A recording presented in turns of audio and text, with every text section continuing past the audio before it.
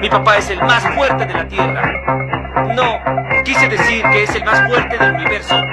Él te hará pedazos, pedazos, pedazos. Tras más de un año de publicación, el arco 9 finalmente llegó a su conclusión hace poco, y creo que ya ha pasado el tiempo prudente para que las opiniones en caliente se enfríen y los fans hayan podido procesar toda la locura que nos entregó Tapei. Por eso, considero que es la oportunidad perfecta para repasar, según mi criterio, mi top 7 de los mejores momentos del arco 9, ya sea por lo épicos que fueron o por el enorme significado que tienen para la obra. Pero antes que nada, ¡comencemos!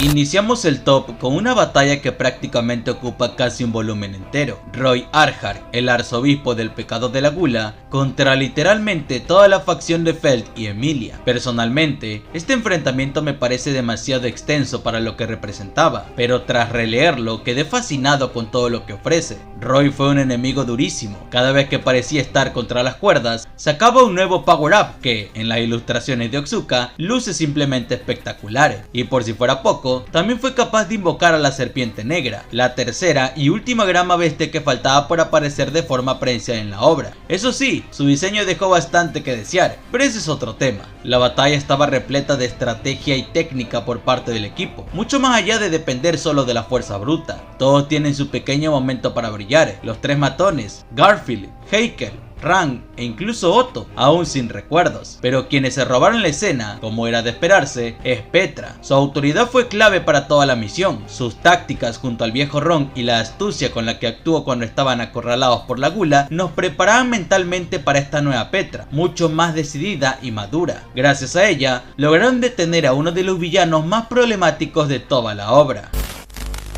La batalla más épica de uno de mis personajes favoritos del arco 9, Yae Tensei vs Wilhelm Van Astria, el demonio de la espada. Leer este combate fue increíble la primera vez, e incluso al releerlo, esa emoción sigue intacta. Mi Yae fue realmente humillada por Wilhelm, incluso habiendo preparado el terreno y teniendo todas las ventajas a su favor. El anciano nos demuestra los momentos de gloria explorados a lo largo de la obra y en sus respectivos spin-off de los volúmenes X, tal vez porque venía de repasar sus historias protagónicas, pero su enfrentamiento con Yae hace justicia a todo lo que se había plasmado previamente. Nos recuerdan que este viejo, en su momento, se coronó como el personaje más fuerte de Lugurica y del Imperio de Wallachia. Las nuevas generaciones lo superaron, sí, pero su astucia en combate frente a la mejor shinobi de la actualidad demuestra por qué se ganó el título de demonio de la espada. La perspectiva de la sirvienta roja fue clave para narrarlo todo. Estábamos leyendo la visión de la perdedora. En esencia, es una pelea entre la antigua y la nueva generación, y como era de esperarse, la experiencia terminó imponiéndose. Después viene su enfrentamiento con Volcánica, que fácilmente podríamos englobar dentro de este mismo puesto, porque dejando de lado su conclusión, el final es profundamente inesperado y muy significativo.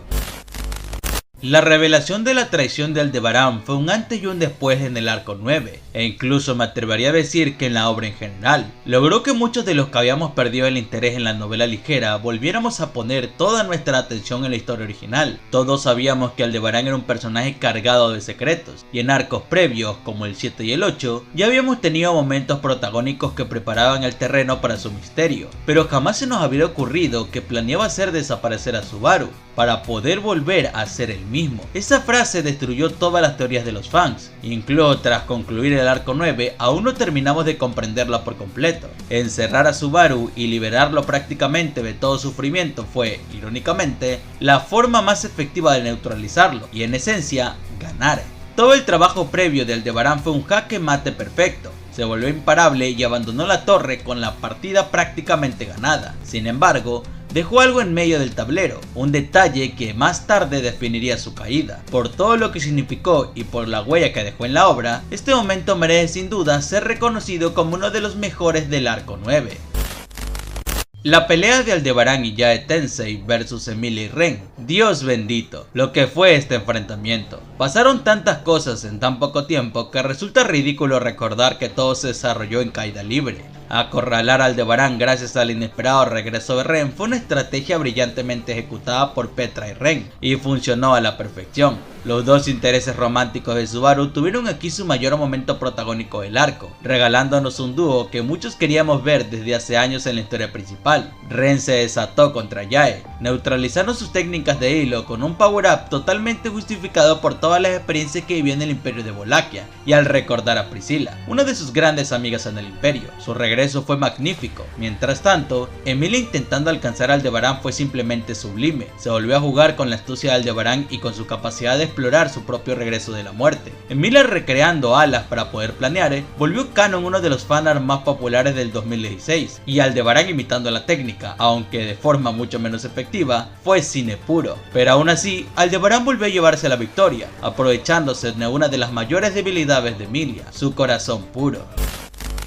Decir Petra versus Aldebarán es una forma incorrecta de describirlo, porque el momento en el que Petra quedó atrapada en la autoridad agresora de Aldebarán no puede considerarse una lucha. Petra tuvo que experimentar el mismo infierno que él, repitiendo incontables escenarios de apenas unos segundos, cada uno desgarrándola más y más. Su episodio nombrado es fascinante porque juega con las emociones de una niña común que, atrapada en una espiral de desesperación, va perdiendo poco a poco toda esperanza. La secuencia es especialmente interesante porque varios capítulos previos ya nos habían introducido esta variante de la autoridad de Aldebarán, explicando que cualquiera que caiga víctima de ella sufre una consecuencia psicológica inevitable. Las únicas excepciones posibles serían las propias brujas del pecado. Los compañeros de Petra cayeron uno tras otro, quedando incapacitados y fuera de combate.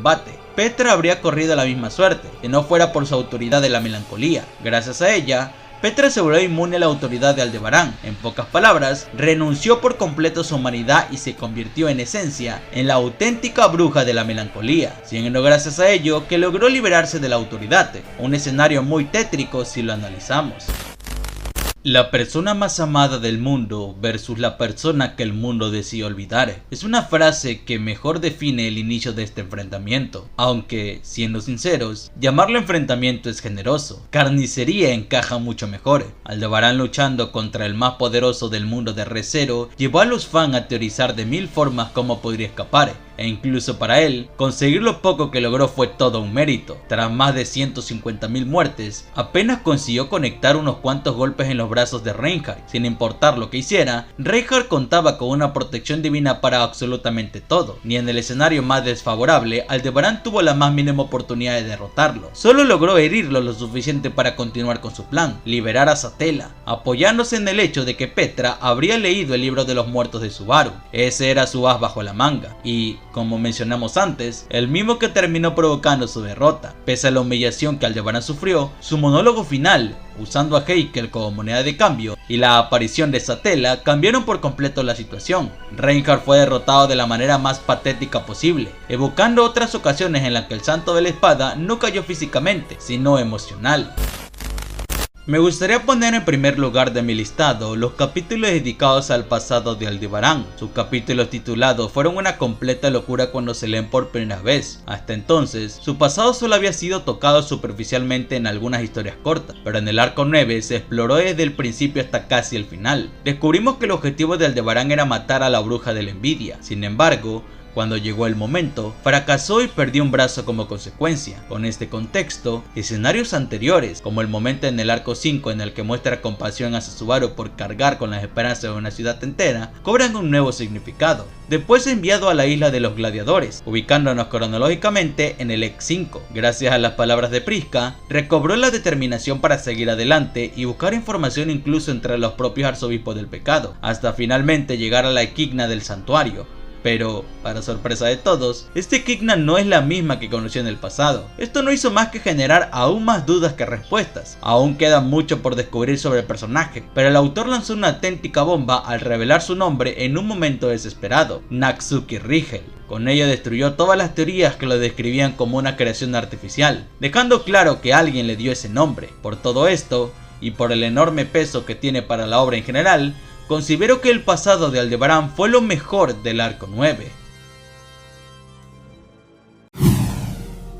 Y bien, este fue mi top 7 de los mejores momentos del arco 9, un conteo bastante difícil a mi parecer, ya que tuvimos escenas épicas en prácticamente cada capítulo que se publicó. Aún así, creo que logré encapsular los momentos más destacados según mi gusto personal, tratando de incluir escenas de los 5 volúmenes que conforman el arco 9. Les aviso que tienen la lista de reproducción del arco completamente en orden y actualizada con mucho material, por si están interesados. Puede que muchos tengan un listado completamente diferente, y los invito a compartir su propio top en los comentarios, me gustaría leerlo. No me queda más que agradecer a quienes llegaron hasta aquí, con un simple comentario, suscripción o like, me apoyan muchísimo en este proyecto, y sin nada más que aportar,